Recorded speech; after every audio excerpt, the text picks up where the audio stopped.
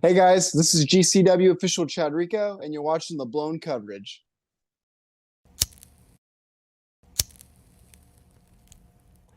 What's going on, guys? Welcome back to another episode of the Blown coverage. This is your boy Joey, and I am here with NAT. What do And you do? today, guys, we got a very special guest with us. You might have seen him on New Japan Professional Wrestling, GCW, aka Game Changer Wrestling. Today's guest is referee Chad Rico. How you doing, my man? Good man, thanks for having me, brother. Absolutely, absolutely. We've been pretty stoked to know that we're gonna have this interview with you, and got some great questions headed your way today. But before we get into that, guys, of course, if you enjoy the content, be sure to like, comment, subscribe below. Hello. So, kicking things off, man, I just wanted to ask you. You've been viewed on GCW, New Japan Pro Wrestling. If those of you that do see Rico, you might have seen him on those, but what inspired you, man, to get into professional wrestling? Like, what age did you know that that was the business you wanted to enter? I've been a fan forever. So as a child, it was kind of like a childhood dream to grow up and possibly be like a pro wrestler one day. I think everyone kind of has that. Of course. But then I was getting older and I was kind of growing away from it, and I was wondering, hey, like, what do I want to do with my life as the years went by. And kind of a couple years after high school, I was going to a lot of independent wrestling shows and a lot of like local MMA shows. Yeah. And I just found myself constantly at these shows. And I always respected, growing up, I always respected referees like Mike Chioda that were on my television screen every single week. And I was just like, that's amazing. If I can kind of go down that path, because I love professional wrestling, like we'll see what can happen. And I from there just started training, and now we're here. Now we're doing podcasts. It's been a pretty fun journey. Yeah, man. Definitely. So what kind of things did you really start with when you were training? Like when you started training to become a referee, what was like the most difficult thing going through it, Probably definitely the cardio that you have to go through in the very beginning. I have a background in Brazilian Jiu-Jitsu, and I was training for about a year and a half before I started my wrestling training. So going into pro wrestling training, like, I felt my cardio was really good. I was pretty confident in my cardio. But wrestling training really breaks you down, and it's kind of built to kind of break you and make you, gas you up and, blow you up is what I meant. So it's just kind of like that was when I was like, I thought jiu-jitsu would be the hardest sport or activity that I would ever get involved in or try. But no, pro wrestling training was pretty rough, especially in the beginning where you're literally just running 90% of the time, and then the other 10% of the time you're kind of just hovering over a trash can, hoping you don't puke in front of everybody. But I mean, that's how they see, who really wants it. You know what I mean? Sure. Sure. Where did you like start training though? What was like the first place that you started training at? They've changed their name since then, but I was at the Level Up Pro Wrestling Academy. They've rebranded their name to the San Diego Pro Wrestling Academy. So that's where I got my start in. Okay, dope. What would you say has been like so far in 2023? Like, what have you enjoyed the most this year about, being a professional referee on the independent scene? Just the freedom to be able to work for any independent promotion that I want on my own time. You know what I mean? So like, I love being able that I can work these New Japan dates while also being able to work for companies like Game Changer Wrestling, Defy, some local at-home promotions that I love working at. So I think pretty much just that really this year. Well, it kind of started last year where I kind of realized it, but it was more so this year where I was just kind of like, I'm kind of glad that I'm on the independent scene, because I used to stress and get anxiety all the time about wanting to get signed. And there's pros and cons for sure, but I value my time with like my personal life with my friends and family, and I love wrestling. And being on the indies, it's helped me be able to create that balance, you know, because wrestling is supposed to be fun. If you're not having fun, then, you know, I don't really know what to tell you. That's not healthy. So for me to be on the independent scene, just having all this freedom and literally the option to do and go and try and work wherever I want without it kind of sucking the life out of my life is pretty nice. Yeah. Like it's basically like a hobby for you, you know? Yeah, in a sense. Like when I first started, like I was on the grind. Like I was working every single show possible that I could. My main thing was like, hey, I don't want to just be the local ref that refs only local shows. I was like, I want to possibly get signed one day. I want to explore the world. I want to travel. I want to get outside my neighborhood. And there was a lot of different companies that I really wanted to work for, like GCW and New Japan. So when I first started, like that was kind of what it was like for me. It was like, I need to bust my ass off and work every single promotion that I can, get booked to where I can, so that I can make it to where I want to be in wrestling. Right. And now that I've done that, where I'm pretty much working for my dream companies that I've wanted to, such as GCW and New Japan, to me it's just kind of like I'm able now to like, okay, I can go ref when it kind of counts to me, you know what I mean? I'm not going to lose money driving 2 hours to do a show that only 20 people are going to be at. If I go do wrestling, it's like, all right, it's probably going to be sold out at the UCC for GCW. It's going to be live on Fight. Like for me with wrestling, if I'm going to go do an event, I want it to be worthwhile. And to me, it's not even all about like money or whatsoever. It's, if I genuinely want to be there and be a part of that product, then I will try and make it happen. You know what I mean? So if you ever see me on any show that I'm reffing on, I'd say from at least 2021 to present, if I'm on that show, it's because I genuinely want to be there and I care about being there. That's awesome. Yeah, I noticed a few months ago we went to Circle 6. And it was like Fatu versus Matthew Justice. I think you were reffing that match, right? Or was it the hardcore match?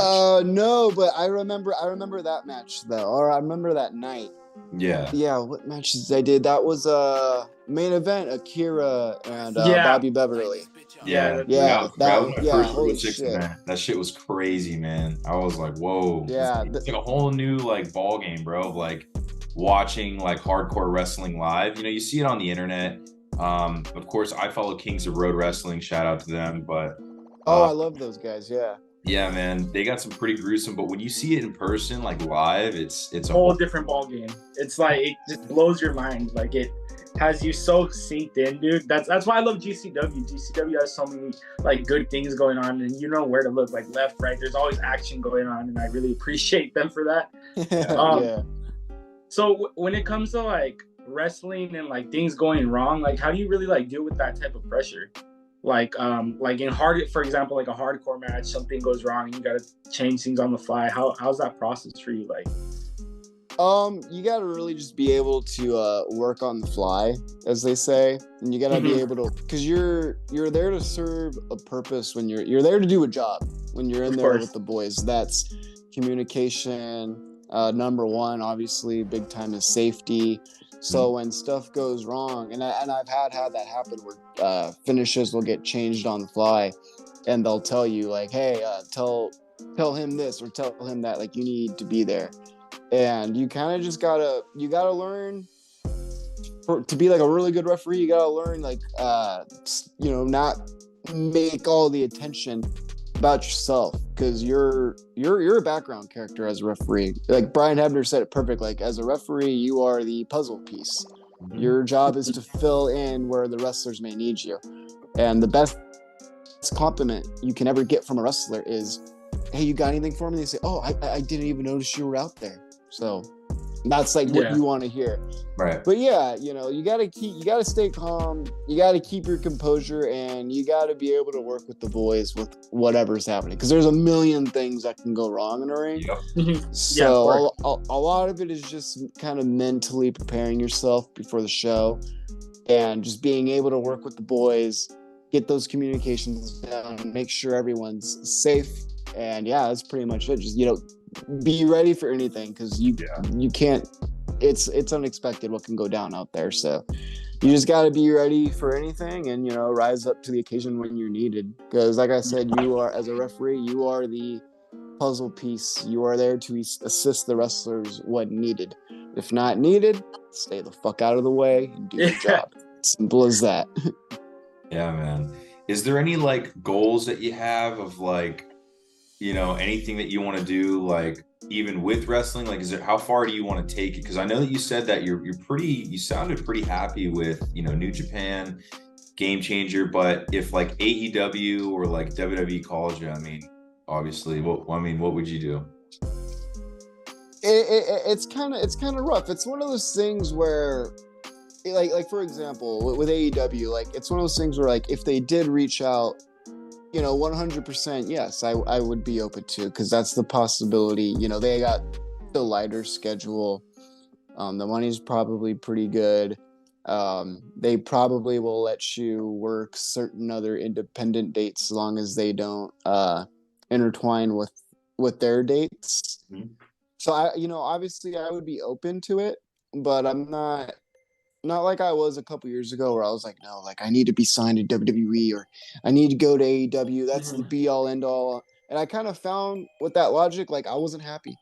Yeah. Because it made me kind of almost in a sense not appreciate where I was. Yeah. And I have, you know, and I had to remind myself, like, there are people, like, what doesn't matter if it's wrestlers, referees, commentators, ring announcers, cameramen.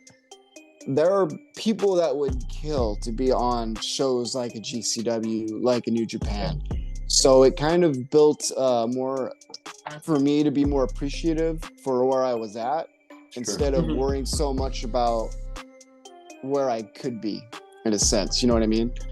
And like WWE, they reached out to me on a couple different occasions about possibly coming in for a tryout or whatever, but then nothing ever happened. And the way I saw it was like, well, hey, you know, GCW, they take care of me with hotel and free merch and on all of these shows. Like, they take care of me. Meanwhile, these companies, you know, they're kind of just like, hey, we're interested, and then ghosted. And I'm kind of like, well, I should stop kind of worrying about a company that I'm not their main focus. Where I'm at with GCW, like, I'm actually taken care of, and you're well known. Appreciative, definitely. you know, of my work. So it kind of made me love more where I'm at. I shouldn't be stressing about people that, oh, maybe we'll sign you, maybe we won't. Why would I lose, you know, sleep over that when I can just work with people that genuinely care for you? Yeah, I hear you. No, hell yeah, man. That's shout out to GCW for doing that for you, man. And I'm really glad that you saw where you wanted to be, and I hope you get even further and do a lot more, man.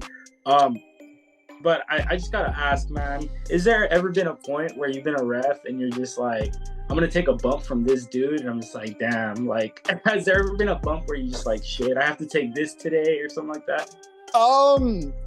Yeah, yes and no. Because I obviously, as a referee, you have to learn. Part of the training is learning how to bump. If you can't bump, you have to know how to bump if you're going to get in that ring. There's no ifs, ands, or buts about it. Can you take us through how that training is?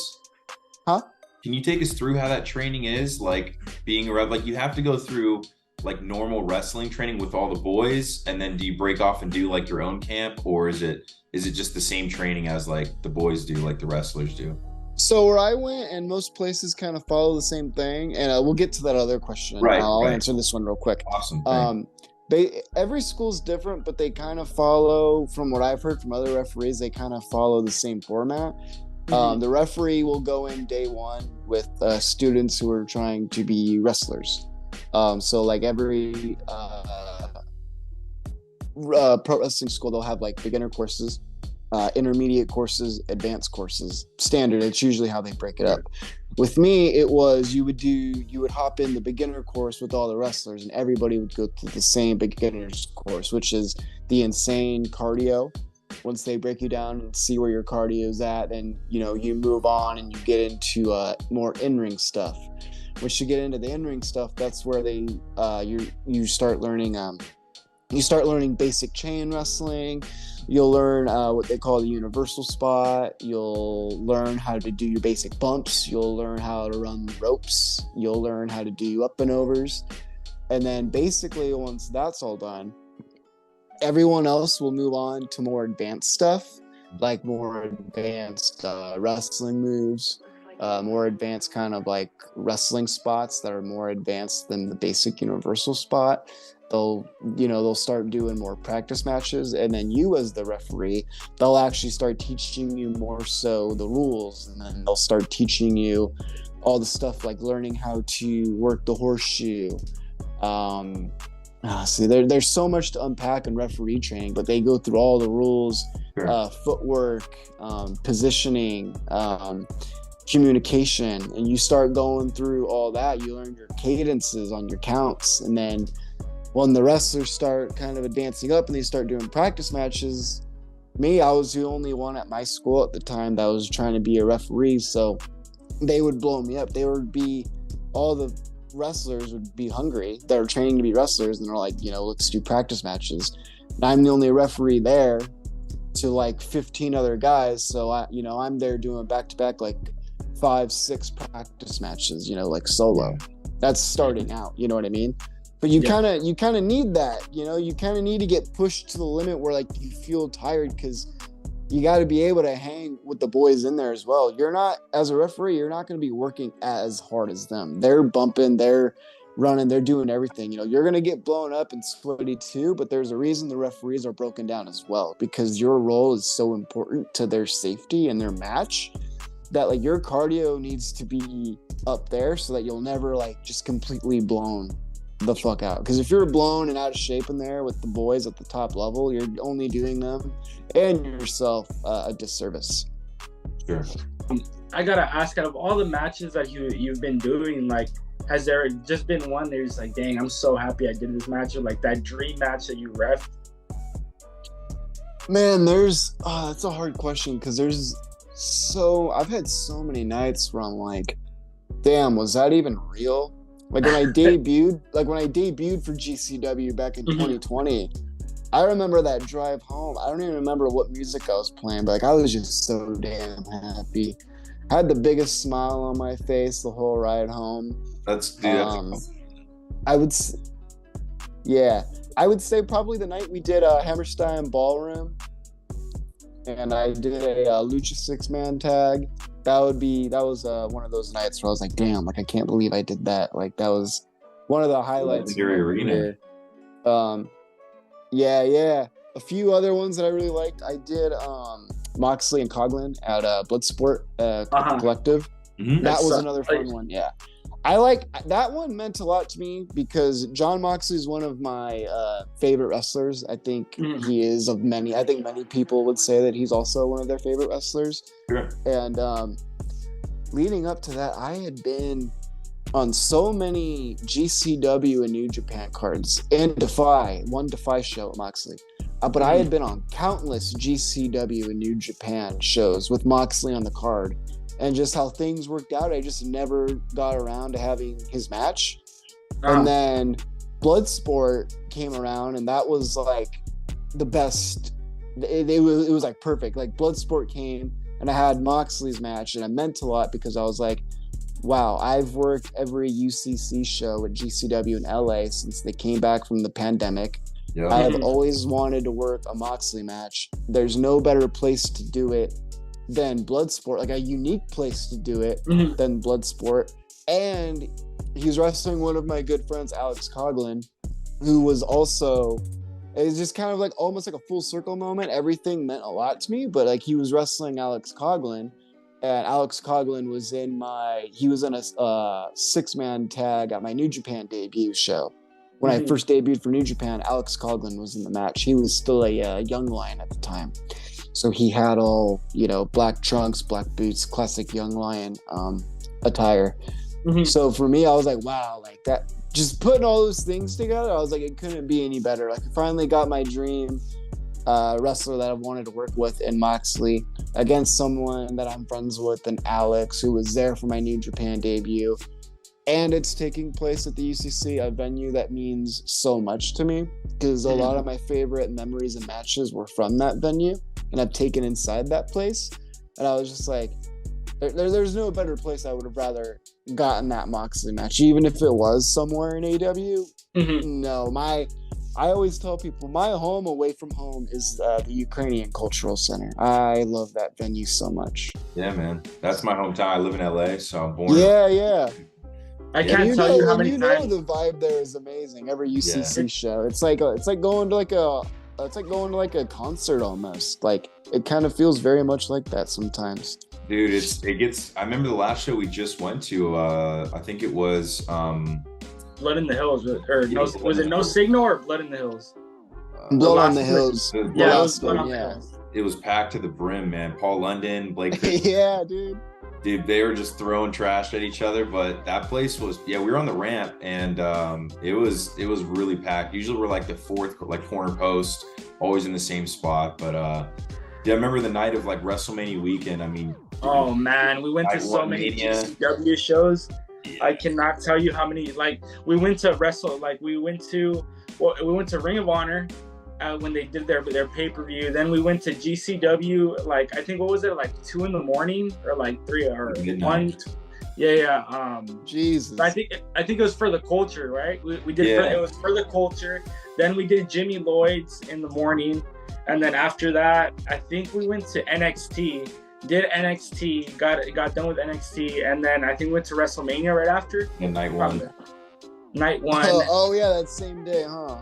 Dude, yeah, and this weekend we just consistently we're hitting events, and it was a lot of fun. But dude, I was like, I don't want to go to a wrestling event for a while, and then GCW comes back like 2 months later, and I was like, all right, we're going. Dude, yeah, that's how it is with me. I'm like, I'll get done at one GCW show, and I'm like, oh man, hopefully I can get a little break. I don't have to do this for a while, and then like, bam, we're coming back to LA, and I'm like, hell yeah! But I'm also like, oh man, it's a lot, dude. Those GCW days are long, man. Yeah, you guys are coming back, I think, December 9th, so that'll be fun, man. You got, I think, Jacob Fatu's on the lineup. Always fun to see him, bro. Like, I feel like anytime he's on a lineup, especially because, the whole bloodline story, and I think he's working with his cousin, Zilla Fatu now, right? I'm unsure, but I am glad Jacob Fatu's back on the roster, like, more. Because he's been on the show before, obviously, but now he's on it, he's doing a lot of GCW shots coming up. He was just at Center Stage. He wrestled Janela, I believe. And then he was at not this past GCW UCC show, but he was at No Signal. And he's also in I don't know if it's NGI. NGI. He's doing NGI at Showboat. And then, like you said, he's also coming. He'll be there in LA the 9th. So it's awesome to see Fatu just getting put on all these GCW shows. What are you curious? What do you think might happen? Do you think he'll get signed by like AEW or like WWE? I have no idea. There's absolutely no reason he shouldn't be signed to either. He's a phenomenal talent. He's fun to watch. He's so gifted. It's just.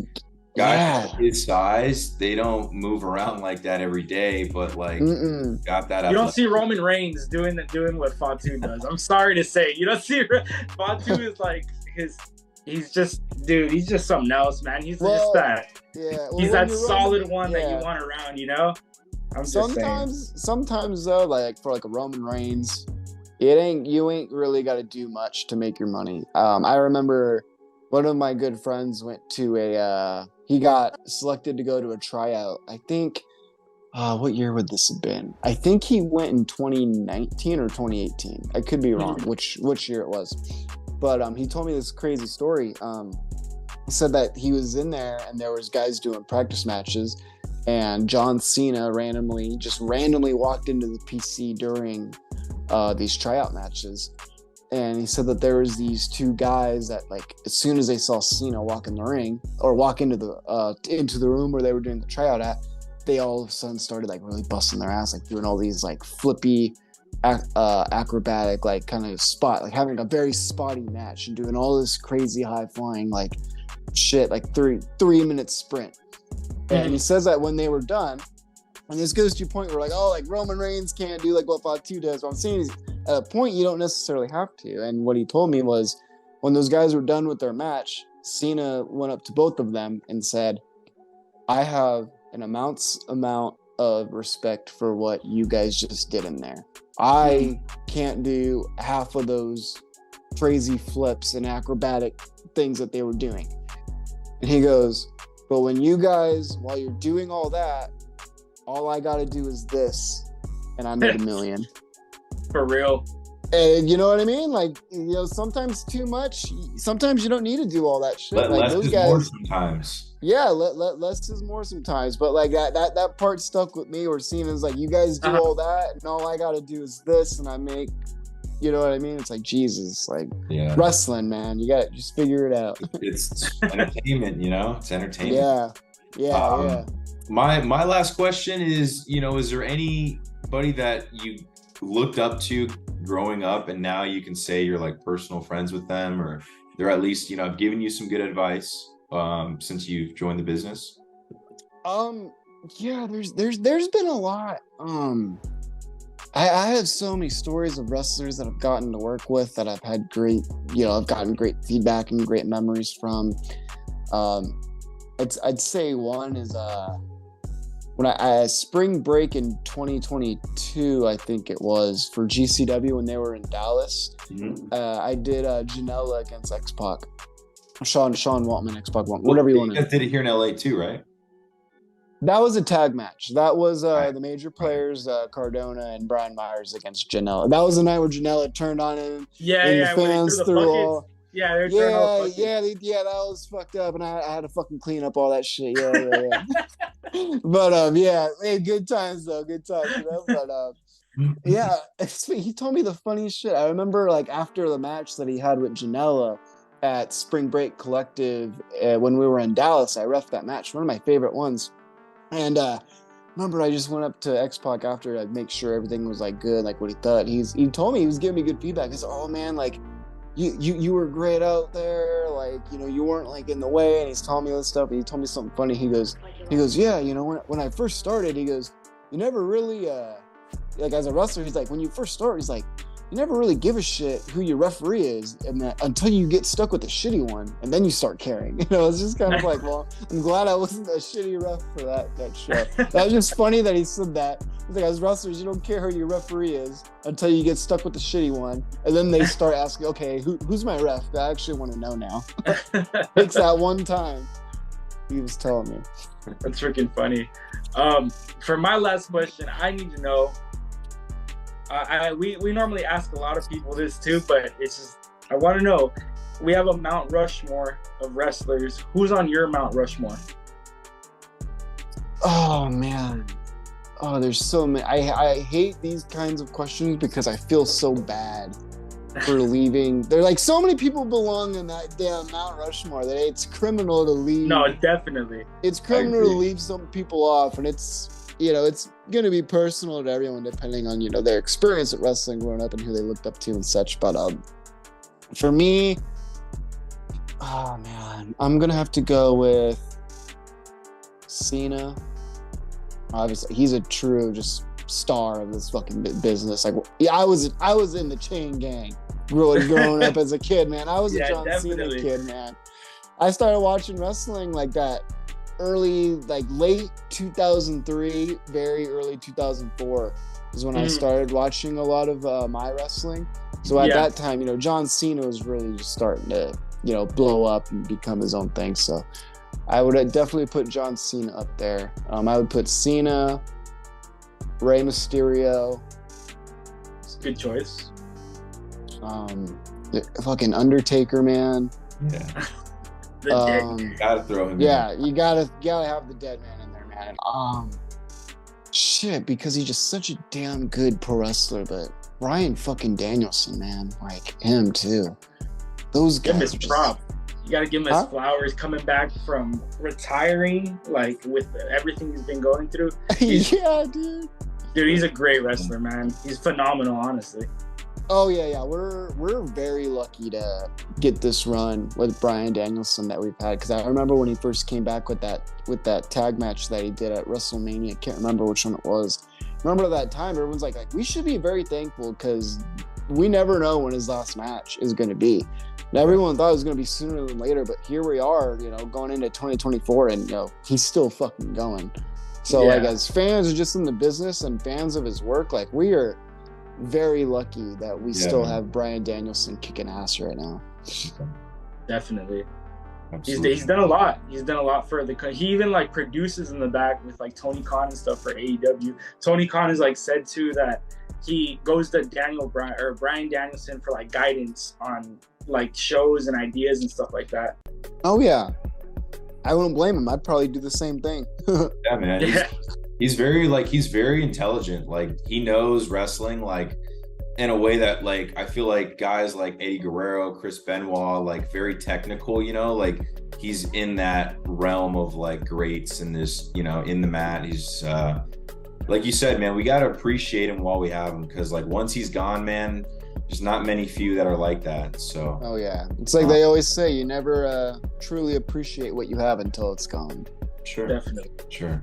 Well, yeah, brother, we appreciate you coming on. I know you got a busy week ahead of you next week, but take this week and relax, man. I know that you're going to be traveling, but we appreciate you coming on, and we'll probably be in touch very soon. We'll see you December 9th, GCW in LA at the UCC. Yeah, absolutely, guys. Thanks for having me. And December 9th, say hello, hit me up. I'll be there. Man. So I'll love to see you guys. Sure thing, man. Thank you again. We appreciate it. And as always, guys, this is the Blown Coverage.